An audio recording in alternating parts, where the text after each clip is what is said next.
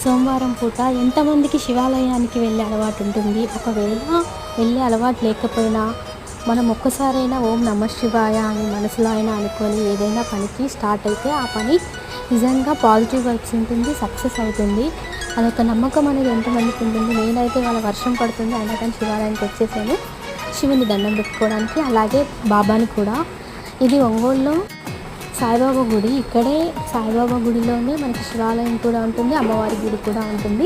ఎవరైనా ఒంగోలులో ఉండే వాళ్ళు అయితే కంపల్సరీ లాయర్పేటలో ఈ సాయిబాబా గుడి అంటే చాలా చాలా పెద్ద గుడి అన్నమాట. చాలా బాగుంటుంది. ఒకసారైనా చూడని వాళ్ళు ఉంటే కంపల్సరీ వచ్చి బాబాని, శివుడిని, అమ్మవారిని దర్శించుకోండి.